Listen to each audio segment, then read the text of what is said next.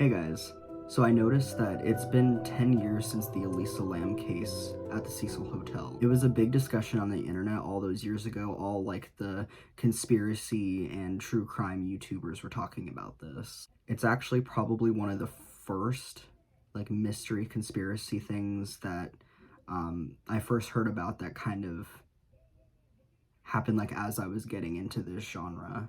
I've heard about this case many times, but I haven't heard about it since the documentary from 2021 on Netflix. I wanted to talk about it again now that it's been a decade and to maybe give a conspiracy mystery to those who haven't heard about it before or are just new to conspiracies and stuff in general. So Elisa Lam, or Lam Ho Yi in Chinese, was a Canadian tourist and college student from Vancouver who was visiting California. Apparently her parents were kind of strict and only allowed her to take this trip under one condition, that she kept in contact with them regularly, like every day, and checked in with them. So on January 31st, 2013, they began to worry when she didn't check in with them that day. So on the fourth day of her trip, her parents contacted LAPD to do an investigation at the Cecil Hotel, the hotel that she was staying at. The Cecil Hotel is known to be the inspiration for American Horror Story Hotel and was supposedly the playground for the 1980s serial killer Richard Ramirez, or the Night Stalker. The Cecil Hotel is located in Los Angeles, California on Skid Row and is now known as Stay on Main. Upon looking at the security footage to see where and when she was last seen, she was found in an elevator exhibiting odd behavior and had some like weird movements. She even got on and off multiple times and was waving her arms around and looked like she could have been talking to someone, but no one was seen in view. This footage has been circulated around the internet for all those years, and it has basically become a part of internet conspiracy history.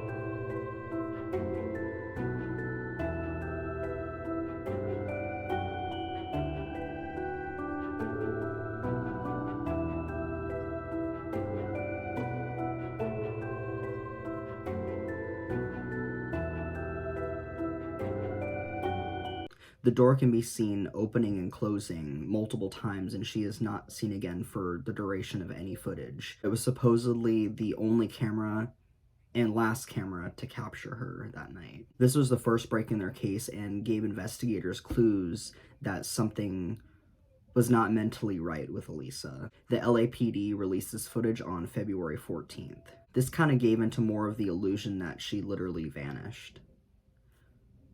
Was she in the hotel, or did she somehow sneak out without a notice?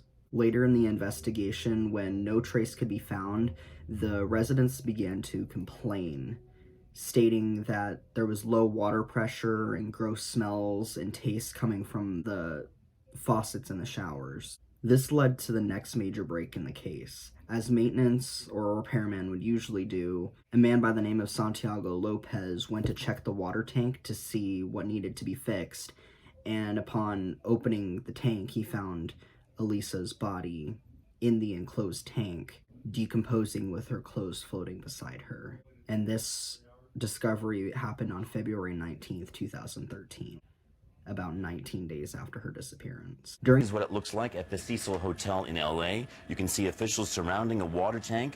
This morning, someone complained about the water pressure at the hotel. When a worker went to investigate, he found the body inside. During the initial investigation, investigators did check the roof and investigated the elevator footage, but they didn't think to check the tanks. It was estimated that she died 18 days earlier on February 1st at the age of 21, only one day after she last contacted her family. There was speculation of both murder and suicide, but how could this gone unsuspected either way, however she met her end? It was reported that the tanks were 10 feet high and had their own alarm system. It was also made known that in her shared hostel room, so she kind of had like bunkmates, so it was kind of like almost like a dorm room if you don't know what a hostel is. Her roommates had expressed concern for her odd behavior, so she was given a private room for the duration of her stay. Apparently, Elisa had a history of bipolar disorder and depression, so of course they were quick to assume that it was a suicide.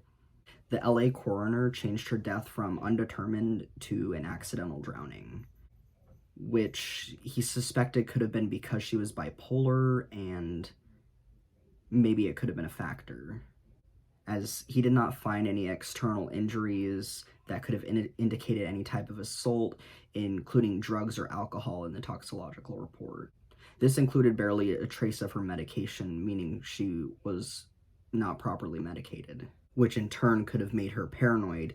As her sister has reported, this has been the case before when she thought she was being followed. So it's unlikely that it was a murder, but what about suicide or other means? So some came to another possible conclusion, that it could have been something supernatural. The hotel was relatively old, having been built in 1924, and has had rumors of being haunted because of all the deaths like suicides and murders, drug overdose, with it being part of a bad part of LA.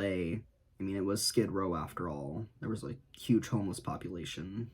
So if it wasn't psychotic symptoms, some may have speculated that she could have been possessed.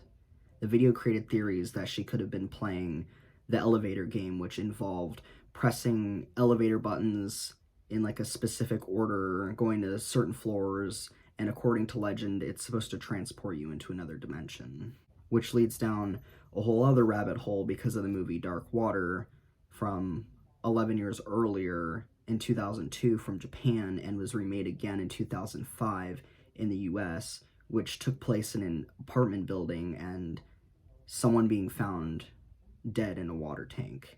Almost like it predicted this incident, or it's just some really odd coincidence. A YouTuber that I watch, Nick Crowley, explains the murder theory the best, so I wanted to insert his explanation, and I will link his full video below. Police dogs were brought into the scene to see if they could locate Elisa before her body was found. They sniffed the entire hotel and the majority of the roof, but had never caught a trace of her. Perhaps this is an indication that someone covered their tracks and cleaned their trail up, and this wouldn't have looked suspicious because they would literally be an employee. And there's another thing that people frequently point to when discussing the murder theory, and that has to do with the elevator itself. Something very clearly isn't right with this elevator, and it's easy to miss at first. The entire time that Elisa is in and out of the elevator, pressing all of its buttons, the door doesn't close once. It remains open for 3 straight minutes, which is not something that normally happens on an elevator, especially once a button has been pressed. And at one point, the elevator starts to close slightly and then immediately opens up, despite the fact that she wasn't in the doorway to trigger the sensor. This makes very little sense, but could be an indication that an employee of the hotel was manipulating the elevator and toying with her before they eventually killed her. If this is true, then it would appear that this would have been a sick game that this murderer was playing with Elisa, which is an absolutely horrifying thought. While watching this footage and doing more research, it also appears that the video skips forward at some points, and some claim that a full minute of recording was removed from the footage. Also, it seems that Elisa does in fact speak at certain points of the recording, but people claim that her mouth appears extra pixelated when she does so that you can't decipher the words that she was saying. Again, this could be a sign of editing, and who better to do this than an employee of the hotel who would have had access to the tapes, along with more than enough time to make the edits. Despite this being a strong theory, it is worth noting that the murder would not necessarily have to be an employee. It just helps the case. It's also important to note that before her death, she wrote a post about her going out that reads, "I'm going out tonight. Really hope no creeper comes near me. Seriously though, those Italian and Mexican guys go after you strong. Show the slightest inclination and they hound you." I'm offended, being both an Italian and Mexican. Just kidding, I'm not offended. It's actually kind of funny. Anyways, this isn't funny. So this could indicate that someone might have been following her or she was worried that someone could, because as her sister stated before, when she was off her med, she was worried that someone was following her. So was it because like of her mental history, or she's in a bad part of town, could someone actually have been following her? Others think it was somehow connected to the horrible tuberculosis outbreak on Skid Row among the homeless population, which alone doesn't seem to have any mysterious connection, but the test for TB is called lipoarabinomannan enzyme-linked immunosorbent assay, or Lam Elisa for short. I don't really think it's any big deal at all, but I think it's just weird that the TB test is literally her name. I know this has been talked about before, but I think it's important to still talk about these things because maybe one day there could be an answer. It's also interesting to hear about these cases, but who knows, maybe we'll never find an answer. But it's unfortunate to the parents and the family that they've never been able to get proper closure. I mean, how can they? Like, their daughter is dead and they don't even know what happened. So what do you guys think happened? Which theory makes the most sense or is the most interesting to you? Let me know in the comments if you have any of your own theories or if I missed anything, and I'll see you next time.